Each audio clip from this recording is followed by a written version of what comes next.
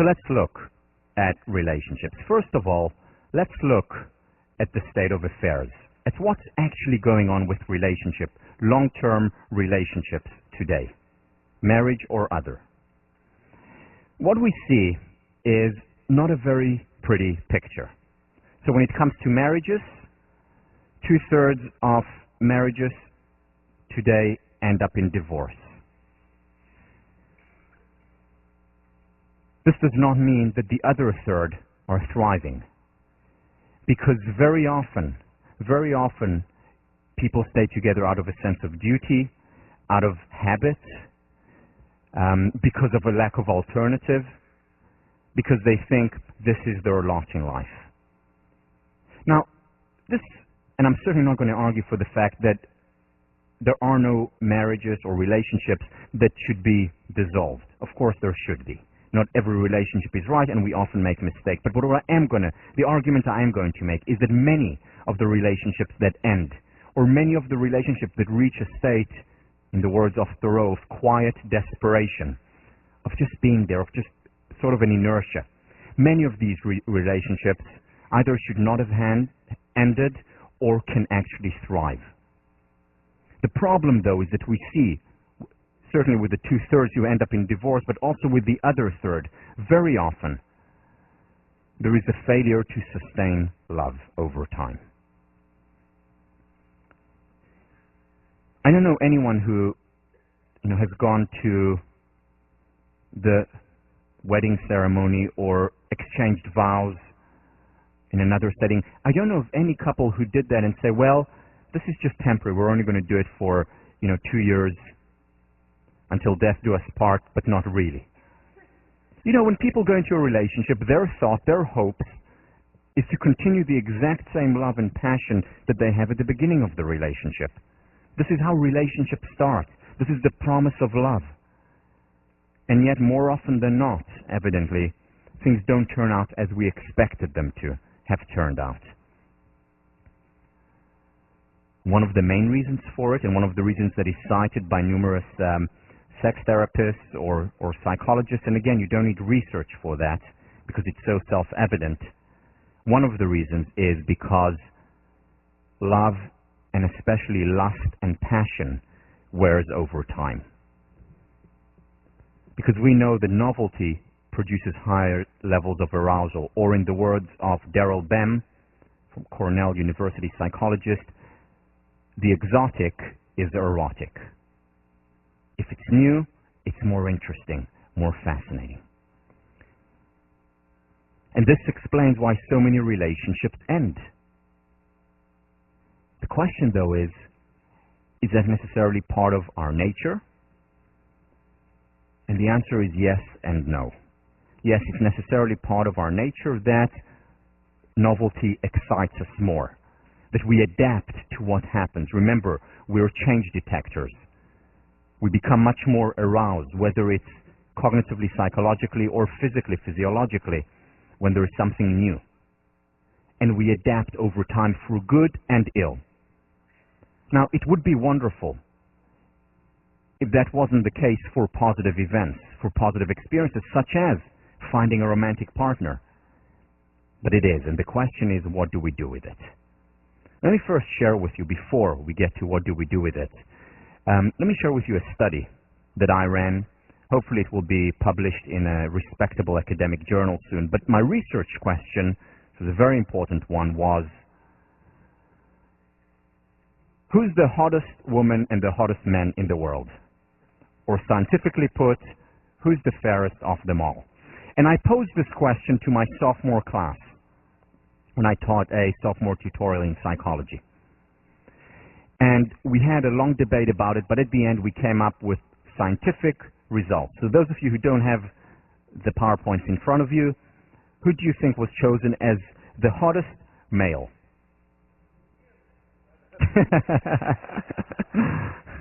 You get an A.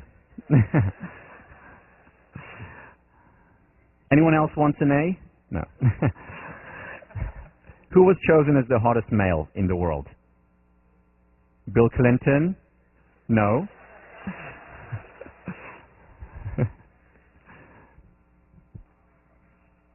Who? George Clooney. Close but no cigar. You got it. Here he is standing right outside Troy, telling Helen that he'll be right over. Who's the hottest female in the world, as scientifically proven by the sophomore tutorial? You, right. Another right. Who was she? Angelina Jolie, no.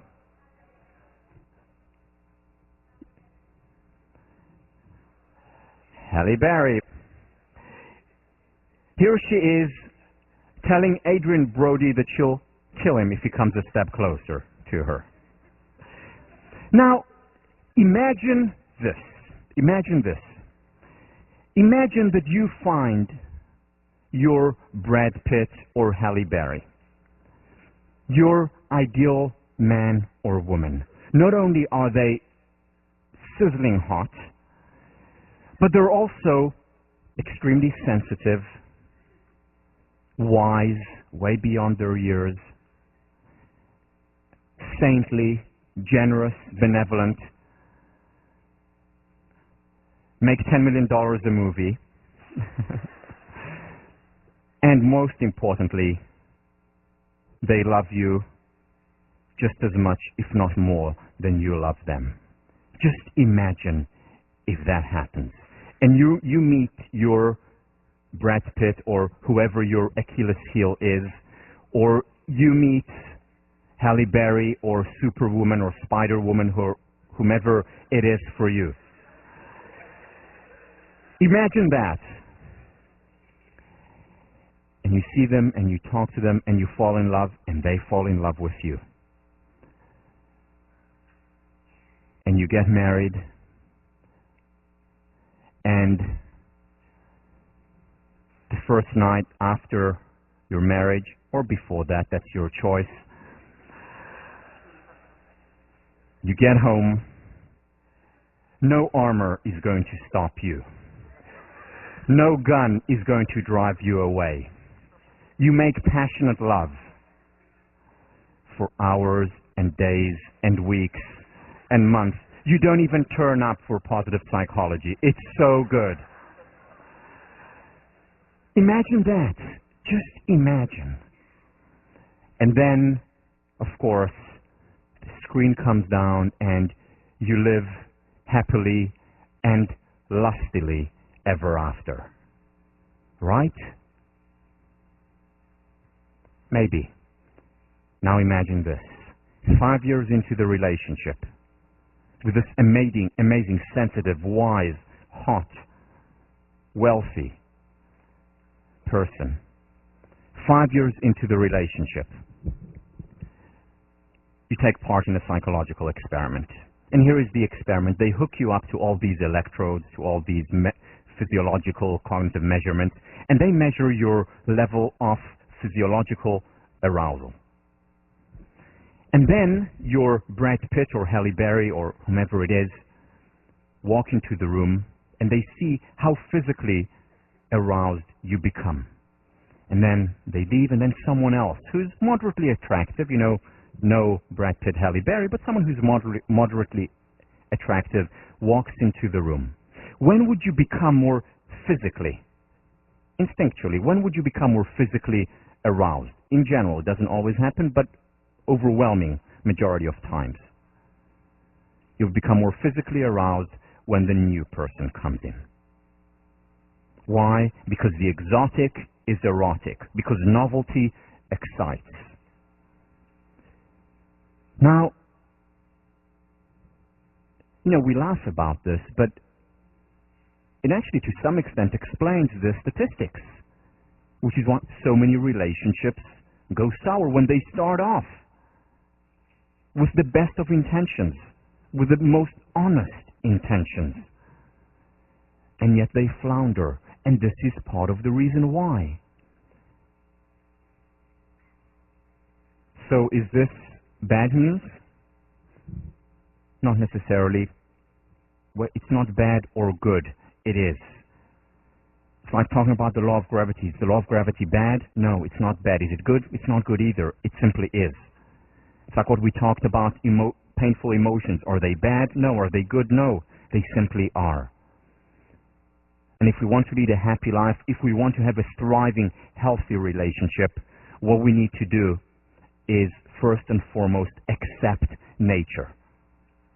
It's not good or bad news. It's simply real news. Or not news, because again, we all know this.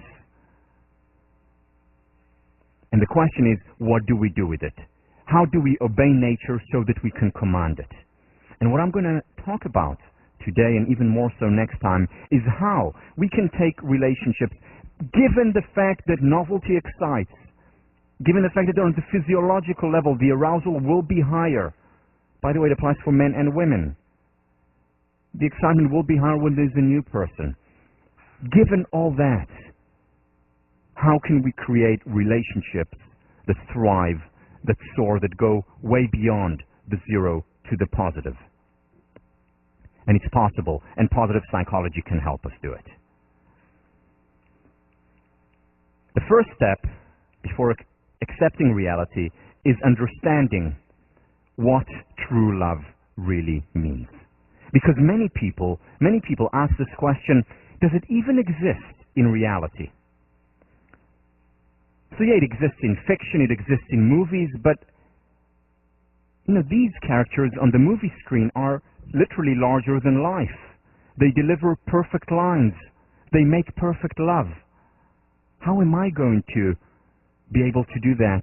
And therefore, how am I going to be able to experience what they're experiencing?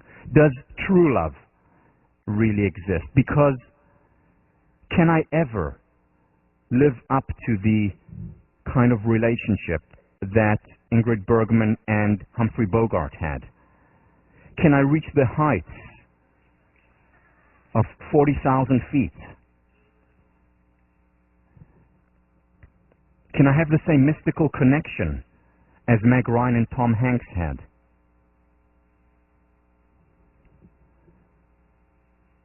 And will I ever be able to sleep with the British Prime Minister? Or Hugh Grant? Is it possible? Is it real?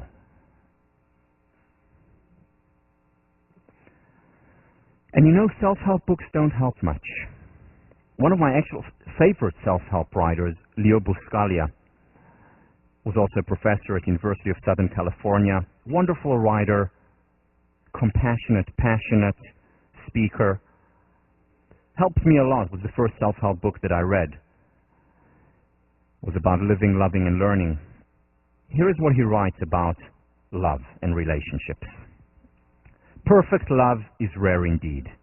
For to be a lover will require that you continually have the subtlety of the very wise, the flexibility of the child, the sensitivity of the artist, the understanding of the philosopher, the acceptance of the saint, the tolerance of the scholar, and the fortitude of the certain.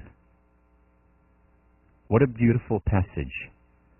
So beautiful and so detrimental. Who can live up to this? Anyone? No. You see, there is no perfect love.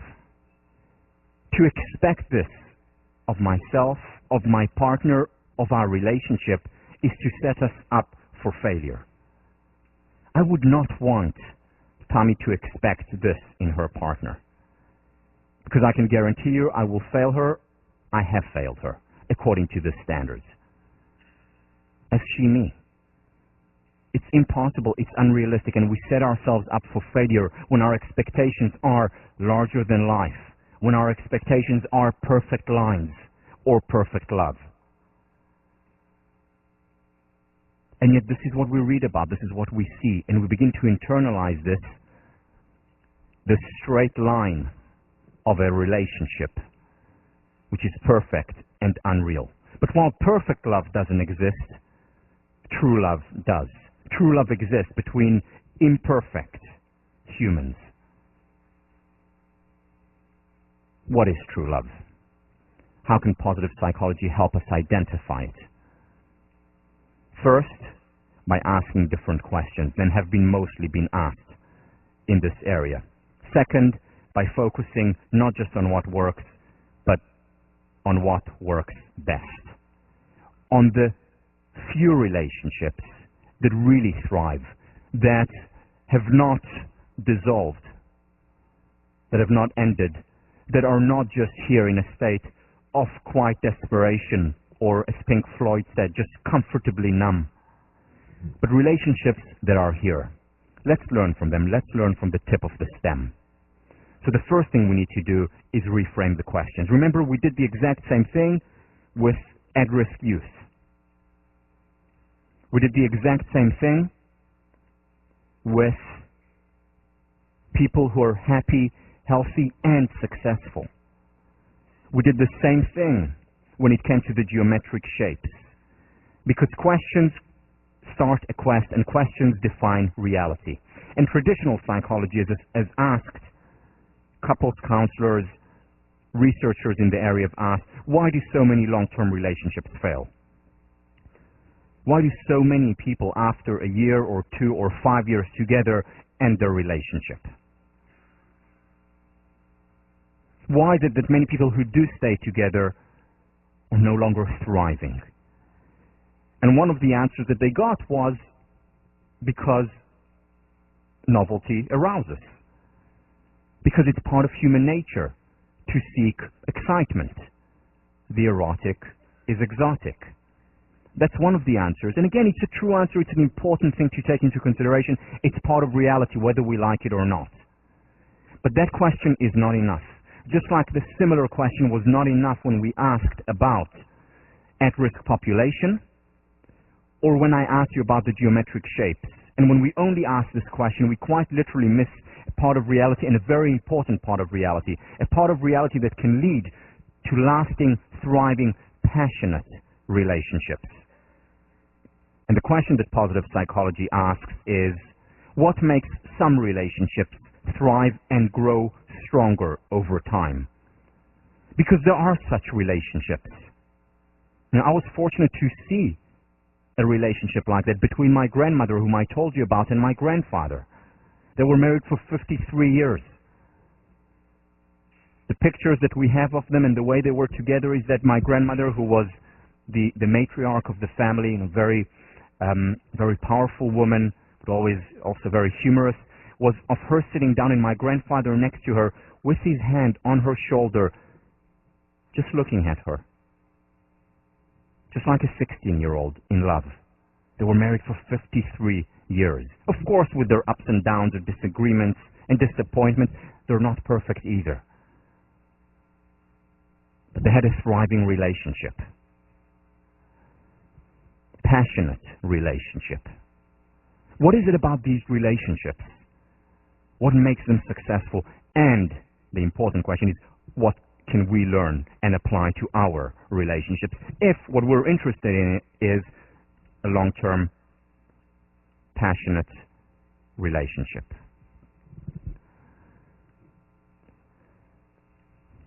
So let's learn from what works. Let's learn not just from what works, but let's learn from what works best. The best relationships that we can look at and study and learn from. Here are some of the lessons that we can learn from these relationships. And I'm going to draw on 2 researchers. First, John Gottman, whom I mentioned before, and the second, David Schnarch. David Schnarch, as well as John Gottman, as I mentioned earlier, have done research, very good research, on opposite as well as same-sex relationships. Here is some of the things that they find I will talk about. First, when I figured out how to predict divorce, I thought I had found the key to saving marriages. But like so many experts before me, I was wrong. I was not able to crack the code of saving marriages until I started to analyze what went right in happy marriages. He wrote this, if I'm not mistaken, in 1999. In 2001, he took it a step further, and we'll see next week in the research, where he studied same-sex relationships and learned even more things than he had learned when studying what goes well in opposite-sex relationships.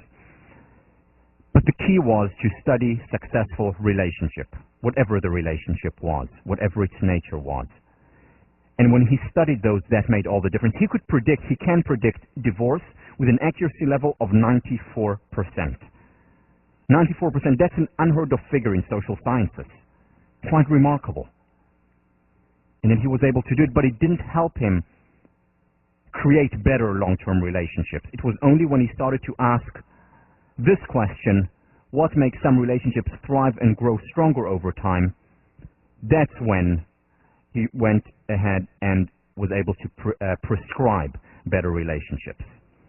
The second person we'll draw on is David Schnarch, and here is what he says in his wonderful book, Passionate Marriage. Cellulite and sexual potential are highly correlated.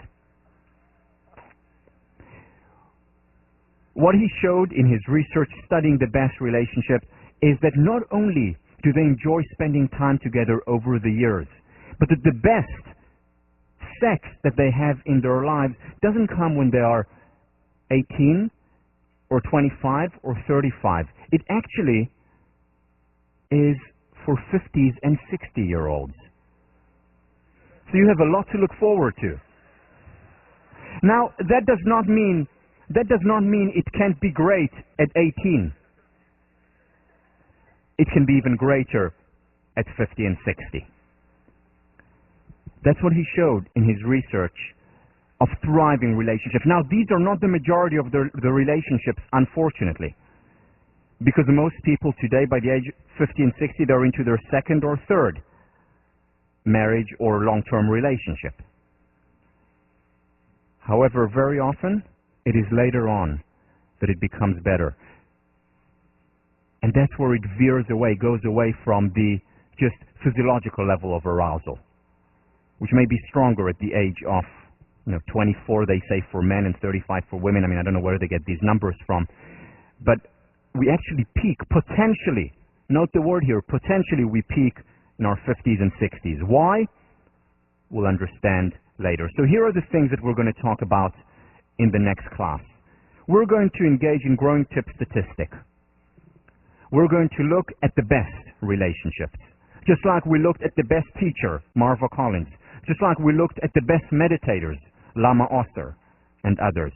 We're going to look at the best relationships and ask what can we learn from it and apply to our lives. 1 minute.